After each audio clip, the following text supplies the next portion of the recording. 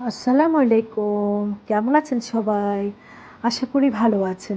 আলহামদুলিল্লাহ আমরাও ভালো আছি। কাছে কিংবা দূরে যে যেখান থেকে এই ভিডিওটা দেখছেন, সবাইকে নতুন আরেকটা ব্লগ দেখার আমন্ত্রণ। Welcome back to princess Suba blog. আশা করি ভালোবেসে সাথেই থাকবেন সবাই। আজকে সুবার চুল কাটতে গিয়েছিলাম। সুবা কী করতেছে, একবার চোখ মেলতেছে, একবার ঠোঁট হা করতেছে। ওই নিয়ে খুব যন্ত্রণায় ছিলেন তখন। বারবারই চুল কাটে এখানে গিয়ে, এই পার্লারটাতে গিয়ে, তারপরেও আজকে খুব ডিস্টার্ব করছে।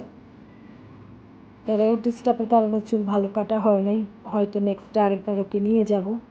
এই যে বাসা থেকে বের হলাম, ওকে নিয়ে যাচ্ছি। ও খুব আনন্দিত, লাফাইতে লাফাইতে নামতেছে যে মা আমি চুল কাটতে যাব।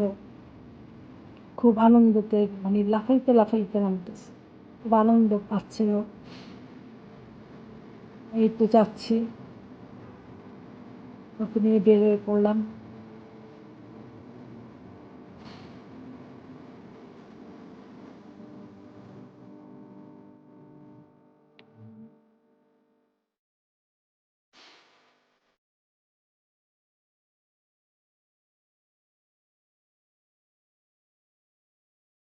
চলে আসলাম, এখন চুল কাটবে। নিচে উঠে বসতেছে, মা আমি চুল কাটবো। তারপরেই তো নিজেই নিজে আপুর ক্যাশে বসলো।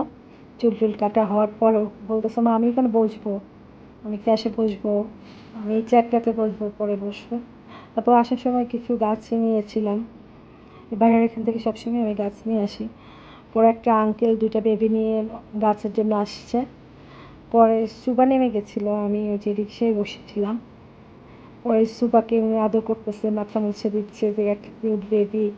ও না আমার সাথে সাথে আঙ্কেলটাকে সালাম করলো যে আসসালামু আলাইকুম। পরে উনি আদর করে দিল মাথা ধরে। পরে ওরা খুব লজ্জা পাইছে, চোখ মেলতেছে না, চোখে দুই হাত দিয়ে চেপে ধরে রাখছে। পরে উনি কথা বলতেছে, বাবু লজ্জা পেও না। এই যে উনি এখন বসে গেছে, উনি এখন বলতেছে বাবু লজ্জা পেও না, এই যে দেখো আরেকটা বেবি আমার কোলে, আমি রিক্সায় বসে আছি। পরে বলতেছে যে দেখো এই যে দেখো একটা বেবি, তোমার মতো একটা বেবি দেখছো। এই তো উনি কথা বলতেছে, অনেক কথা বলতেছে, কিন্তু ও এত লজ্জা পাচ্ছে, ও চোখ থেকে হাতই নামাচ্ছে না। এই তো তারপরে চলে আসলাম, ইলেকট্রিকের দোকানে আসলাম, আমার কিছু কাজ ছিল এখানে। তো তো ও কী করতেছে দেখেন, ও ওরা যে বের হয় ওই দিক দিয়ে চিপা দিয়ে ঢুকতেছে আর বের হচ্ছে। ওরা মানে বারবার বলতেছে মা তুমি ব্যথা পাবা, ভিতরে ঢুকলো না। ও ওই চিপা দিয়েই ঢুকবে, ঢুকে ওই পিছন চলে যাবে, গিয়ে আবার ডিস্টার্ব করে চলে আসবে। ওরা বলতেছে মা এগুলো তো সব ধুলা, তুমি চলে আসো। ওরা আমার বলতেছে না ধুলা নাই তো, সব ক্লিন। আমি বলছি না ধুলা আছে, তুমি বের হয়ে আসো। তো তারপর বাসায় চলে আসতেছি।